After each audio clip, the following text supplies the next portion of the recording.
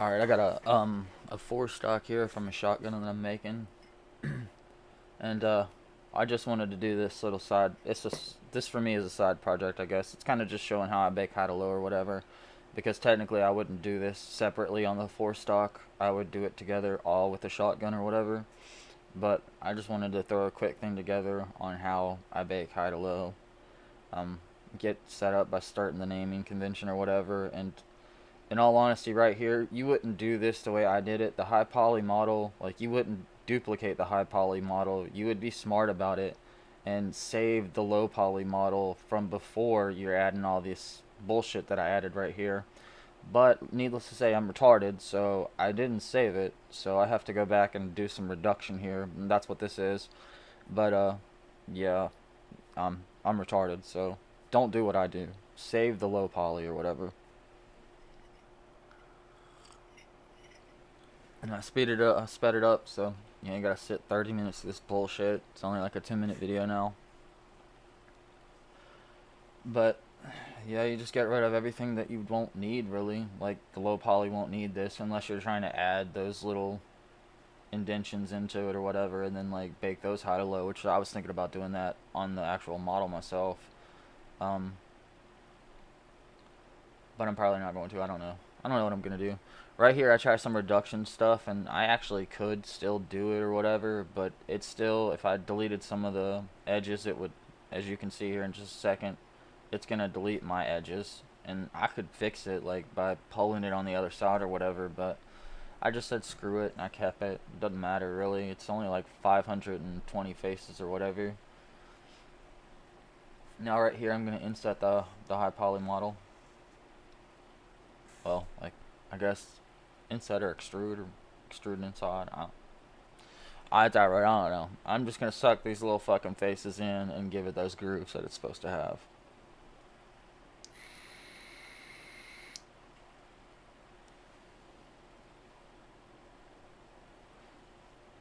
and then bake those high to low or whatever. Well, right here I'm gonna bevel them and give them a profile of 1 on my subdivided models, which this is a subdivided model because this is gonna be my high poly model. I like to use a profile bevel of 1. It holds it super nice. You can either push P after you bevel it or whatever, or there's a little side note that comes up on the left right there that will allow you to change the profile if you want. But yeah, I like my high poly models to have a profile of 1.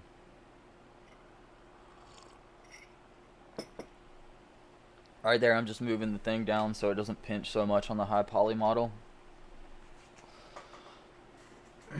Now I'm gonna re-bevel these because apparently I didn't like them before.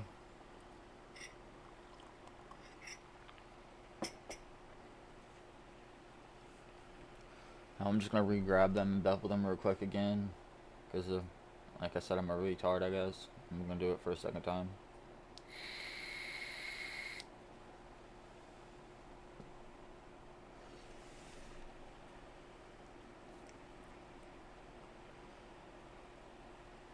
This looks pretty good, but yeah, I redo it again.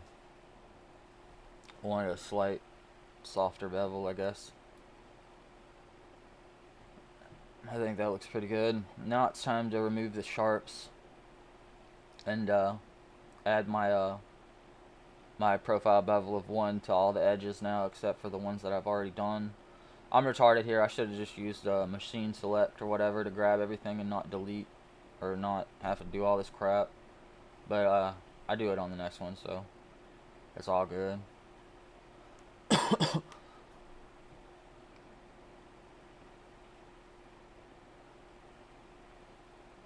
Yeah, I have a lot of add-ons, and I know you can do it vanilla, and I know how to do just about everything that I do with an add-on vanilla, but I don't care. I don't want to take the time to do it vanilla. It's stupid.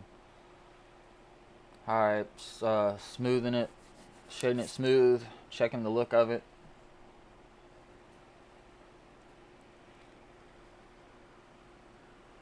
Now I'm about to do some checks. If I don't add these extra poles right here, the high poly on the high poly model only, the textures will stretch, and the only reason why the textures ever stretch is because you're using subdivision.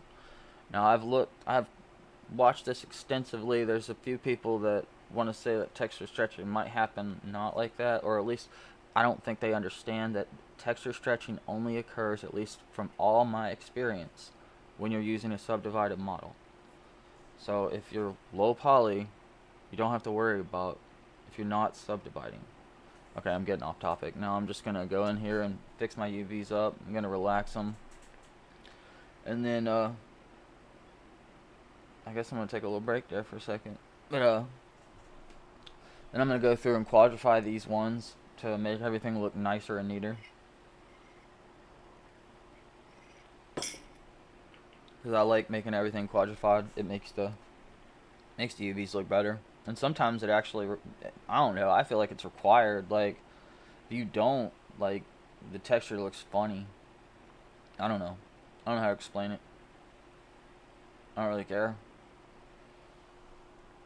Everything that I usually like speak of in this comes from like experience or whatever, like me constantly doing this stuff over and over and learning this stuff manually or whatever.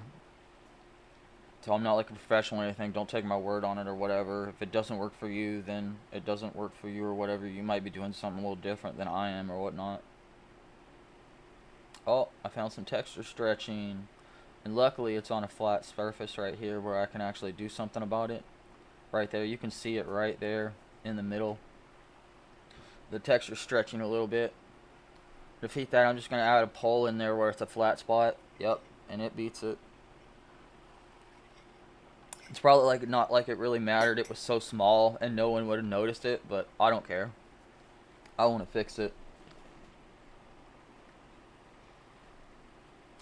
I'm a nerd.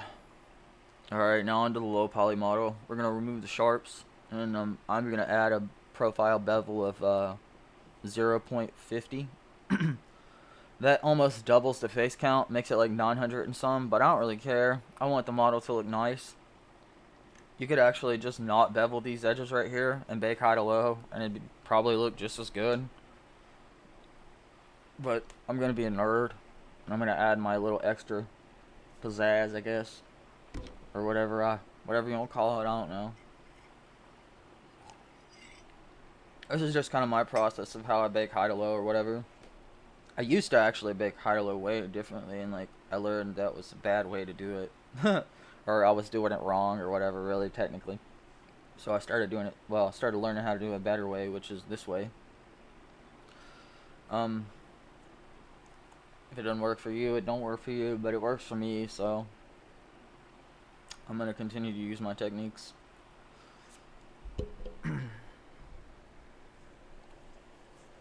Now I'm going to one button click to 60 UVs. Yeah, add-ons, I know, don't care.